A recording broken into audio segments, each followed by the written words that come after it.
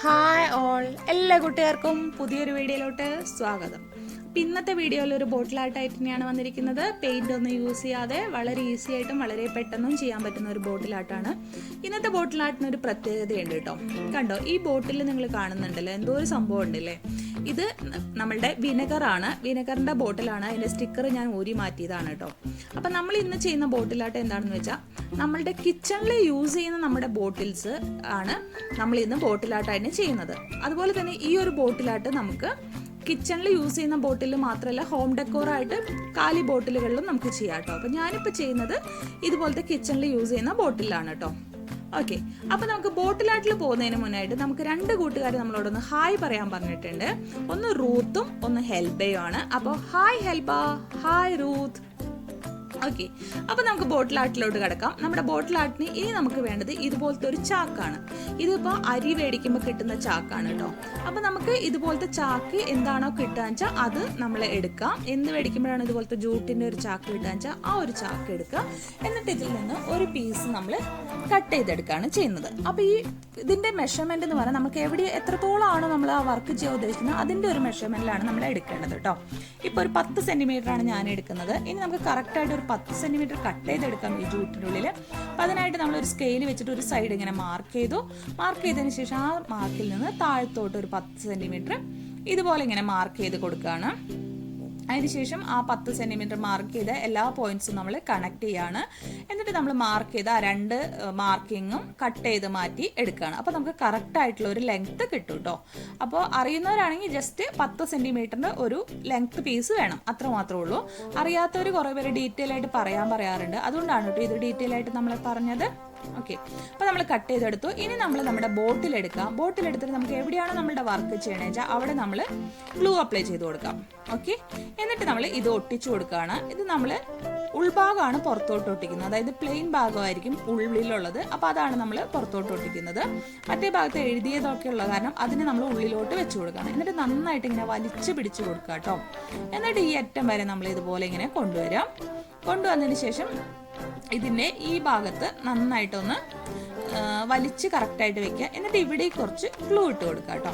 അപ്പോൾ ഈ ഗ്ലൂ ഇട്ട് കൊടുത്തതിന് ശേഷം നന്നായിട്ടൊന്ന് നമ്മൾ ഇതുപോലെ ഒന്ന് പരത്തി കൊടുക്കുക. അല്ലെങ്കിൽ നമ്മളിവിടെ പൊന്തി നിൽക്കും, അതുകൊണ്ടാണ് നമ്മൾ പരത്തി കൊടുക്കണം എന്ന് പറയുന്നത്. എന്നിട്ട് നന്നായി വലിച്ചിട്ട് ഒട്ടിച്ചു കൊടുക്കുക. അതുപോലെ തന്നെ ഈ ഗ്ലൂ ഗണ്ണിന് പകരമായിട്ട് നമുക്ക് ഏതെങ്കിലും ഹാർഡ് ഗ്ലൂസ് യൂസ് ചെയ്യാം. ഇതൊന്നും ഇല്ലെങ്കിൽ നമുക്ക് ഫെവിക്കോൾ യൂസ് ചെയ്താലും മതി. കുറച്ച് ഒട്ടാനായിട്ട് കുറച്ച് സമയം പിടിക്കുന്നു മാത്രമേ ഉള്ളൂ. എന്നിട്ട് എക്സസ് ആയിട്ടുള്ള ഈ ഭാഗം നമ്മൾ കട്ട് ചെയ്ത് മാറ്റാം. അതിനുശേഷം നമ്മൾ കുറച്ച് ഗ്ലൂ ഗണ്ണ് അല്ലെങ്കിൽ ഗ്ലൂ ഫെവിക്കോൾ എന്താണെങ്കിൽ നമ്മൾ ഇവിടെ നിന്ന് അപ്ലൈ ചെയ്ത് കൊടുക്കുക. എന്താ വെച്ചാൽ നമ്മൾ ഈ ചാക്ക് അത്ര ക്വാളിറ്റി ആയിട്ടുള്ള ജൂട്ടൊന്നും അല്ലല്ലോ. അപ്പോൾ അവിടെ ഇങ്ങനെ എന്താ പറയുക, നൂലിങ്ങനെ പോരാനുള്ള ചാൻസ് ഉണ്ട്. അപ്പോൾ അത് പോരാതിരിക്കാനായിട്ട് നമ്മളവിടെ കുറച്ച് ഗ്ലൂ അപ്ലൈ ചെയ്ത് കൊടുക്കുക. ഇനി നമുക്കൊരു ഫ്ലവർ ഉണ്ടാക്കിയെടുക്കാം. അതിനായിട്ട് ഈ ജൂട്ടിൻ്റെ തന്നെ ഒരു പീസിൽ നിന്ന് ഒരു സ്ക്വയർ പീസ് കട്ട് ചെയ്യുക. എന്നിട്ട് ഇതപ്പോൾ ഈ കാണുന്ന പോലെ ജസ്റ്റ് ഒന്ന് മടക്കി കൊടുക്കാം. എന്നിട്ട് ഇഷ്ടമുള്ള ഒരു ഷേപ്പിൽ നമുക്കൊന്ന് അതിനെ അങ്ങ് കട്ട് ചെയ്തെടുക്കുക, അത്രേ ഉള്ളൂ. അപ്പോൾ ഇതിൻ്റെ ഡീറ്റെയിൽ ആയിട്ട് ഞാൻ പേപ്പർ കൊണ്ട് ചെയ്യുന്ന ഒരു വീഡിയോ ചെയ്തിട്ടുണ്ട്, അത് കണ്ടാലും മതി കേട്ടോ. ഓക്കെ, അപ്പോൾ നമുക്കിതാ ഇതുപോലെ ഒരു ഫ്ലവർ പോലെ കിട്ടിയിട്ടുണ്ട്. ഇനി ഇത് നമുക്കൊന്ന് ജസ്റ്റ് ഒട്ടിച്ച് നമ്മുടെ ബോട്ടിലുകളൊക്കെ ഒന്ന് ഡെക്കറേറ്റ് ചെയ്തെടുക്കാം കേട്ടോ. അപ്പോൾ ഞാനിപ്പോൾ ഈ ജോയിൻ്റ് ചെയ്തിട്ടുണ്ടല്ലോ അവിടെ തന്നെയാണ് ഒട്ടിക്കുന്നത്. അപ്പോൾ നമ്മൾ ബോട്ടിൽ നല്ല ഭംഗിയായിട്ടിരിക്കുമല്ലോ. പിന്നെ നമ്മൾ യൂസ് ചെയ്യുന്ന ഈ ഒരു ഫ്ലവർ എന്ന് പറഞ്ഞാൽ നമ്മുടെ ഓണിയൻ, നമ്മൾ മുന്നത്തെ വീഡിയോയിൽ ചെയ്തല്ലോ, ഓണിയൻ്റെ മുകൾ ഭാഗം കട്ട് ചെയ്ത് മാറ്റുന്ന താഴത്തെ മുകളിലത്തെ ഭാഗങ്ങൾ ഉണക്കിയെടുത്തിട്ട് അതിൽ പെയിൻറ് ചെയ്ത് വാർണിഷ് ചെയ്തതാണ് കേട്ടോ. ഇനി നമുക്ക് കുറച്ച് ലേസും കൂടെ ആ താഴെയും മുകളിലും ആ ജൂട്ടിൻ്റെ ഇത് കാണുന്നില്ലേ, അവിടെ നമുക്ക് ഒട്ടിച്ചു കൊടുക്കാം. അത് ഇതുപോലെ നന്നായി വലിച്ചൊട്ടിക്കുകയാണ് ചെയ്തത്. ഞാൻ കാണിച്ചു തരാം എങ്ങനെയാണ് ഒട്ടിച്ചതെന്ന്. ഇതാ ഈ ഒരു അറ്റത്ത് മാത്രം കുറച്ച് ഗ്ലൂ ഇടുകയാണ്.